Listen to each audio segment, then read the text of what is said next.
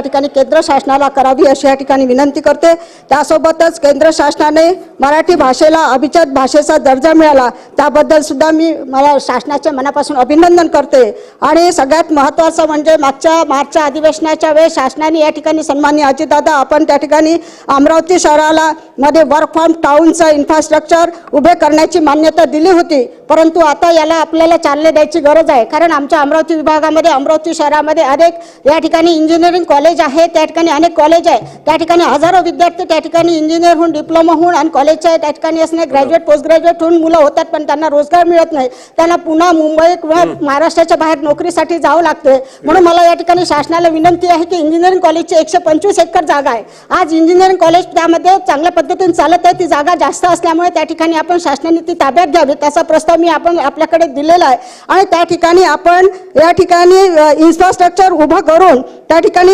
IT कंपनीसाठी जर आपण त्या ठिकाणी भाडे तत्वावर किंवा लीजवर दिलं तर त्या निमित्तानं या ठिकाणी असणारे आमच्या अमरावती शहरातलं एक ज्येष्ठ नागरिकांचं शहर होते की काय अशी भीती निर्माण झाली आहे। म्हणून आमच्या इथले जे हजारो विद्यार्थी या ठिकाणी शिक्षण घेऊन निघतात त्यांना जर आपण या ठिकाणी वर्क फ्रॉम टाउनची जर आपण सोय करून दिली तर निश्चितच आमच्या अमरावती विभागामध्ये अमरावती शहरामध्ये त्या ठिकाणी रोजगार निर्माण होईल आणि या ठिकाणी आमच्या शहराचं कॅपिटल उत्पन्न सुद्धा वाढेल। म्हणून मला या ठिकाणी शासनाला सगळ्यात महत्त्वाची विनंती करायची आहे की येणाऱ्या बजेटमध्ये मार्चच्या बजेटमध्ये आपण तरतूद करून या ठिकाणी इंजिनिअरिंगची शासनाची जागा घेऊन त्या ठिकाणी वर्क फ्रॉम टाउनची आपण बिल्डिंग तयार करून द्यावी, त्या ठिकाणी सोयी सुविधा उपलब्ध आहे, कम्प्युटर असेल इतर ज्या व्यवस्था लागतात त्या आपण करून द्यावे अशी या ठिकाणी मुख्यमंत्री आणि उपमुख्यमंत्री या ठिकाणी हाऊसमध्ये 2 मिनिटं 2च मुद्दे मांडायचे तर उपस्थित आहे त्यांना विनंती आहे की याच्याकडे आपण लक्ष द्यावे आणि माझ्या अमरावती शहरामध्ये आपण वर्क फ्रॉम टाउनची या ठिकाणी सोय करून द्यावी अशी या ठिकाणी विनंती करते। त्यासोबतच शासनाचं मी अभिनंदन करते की मुख्यमंत्री माझी लाडकी बहीण योजना आपण लागू केली, त्यांना आपण 1500हून 2100 देणार आहे। आता डिसेंबर महिना संपत आलाय ते आपण लवकरात लवकर 2100 द्यावे, परंतु त्यासोबतच संजय गांधी योजना असेल, श्रावणबाळ योजना असेल, कारण आपण एका व्यक्तीला एकच योजना देतो म्हणून संजय गांधी योजना असेल किंवा श्रावणबाळ योजना असेल यांना सुद्धा आपण 2100 रुपये करावा अशी या ठिकाणी विनंती करते। आणि सगळ्यात महत्त्वाचा विषय अमरावती बेलोरा विमानतळ, मुख्यमंत्री या ठिकाणी देवेंद्र फडणवीस साहेब आपण हाऊसमध्ये आहे, मागच्या वेळेस सांगितलं तर मागच्या डिसेंबरमध्ये अमरावतीचं बेलोराचं विमानतळ आपलं विमानतळ चालू होईल पण अजून झालेलं नाही आहे, डिसेंबर 24 संपत आलेलं आहे। म्हणून मुख्यमंत्री महोदयांना विनंती आपण म्हटलं पैशाची कुठे कमी पडणार नाही, आता पैसा आला पण ते चालू झालं नाही म्हणून आपण लक्ष देऊन अमरावतीचं बेलोराचं विमानतळ आपण त्या ठिकाणी चालू करावं, म्हणजे त्या ठिकाणी असणारे येणारे मेगा उद्योग प्रकल्प आलेला आहे त्याला चालना मिळेल। IT कंपनी आल्या तर त्या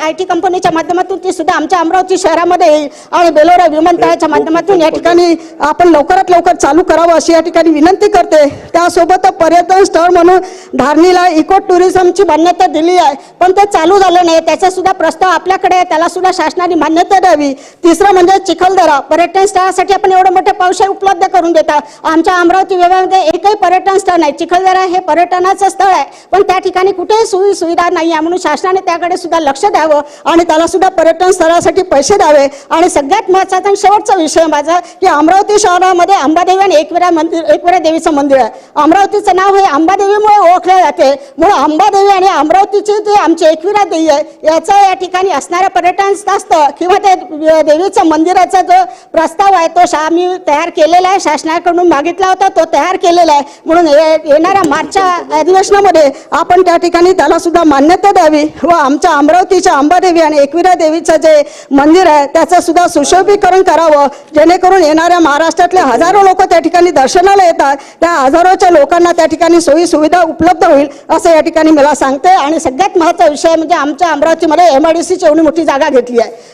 या ठिकाणी 2007 मध्ये या ठिकाणी मेगा प्रकल्प मंजूर झाला होता, त्या ठिकाणी रेमंड सारखी कंपनी आली पण त्या रेमंड सारखी कंपनी 3 फेज मध्ये चालायला पाहिजे, ती फक्त एकाच फेज मध्ये चालत आहे, 2 फेज मध्ये चालत नाही आहे, कारण त्या ठिकाणी अडचणी आहेत। म्हणून शासनाला माझी विनंती आहे की त्या ठिकाणी असणाऱ्या जे इन्सेंटिव्ह आपण द्यायला पाहिजे शासनाने, कारण बाहेरच्या राज्यात आपण वेगळं देतो पण या ठिकाणी असणाऱ्या विभागामध्ये आपण लक्ष द्यावं। अमरावती विभाग हा खूप मागासलेला आहे, तिथे शेतकऱ्यांच्या आत्महत्या होतात, त्या ठिकाणी असणारा ज्या काही मागासला भाग असल्यामुळे त्या ठिकाणी सोयी सुविधा नाही आहे। म्हणून मला या ठिकाणी विनंती करायची आहे की आपण जे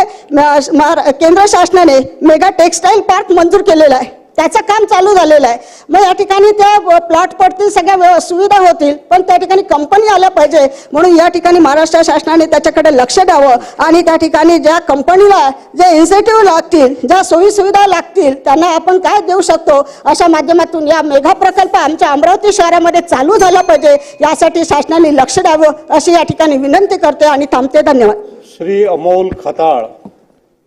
माननीय अध्यक्ष महोदय,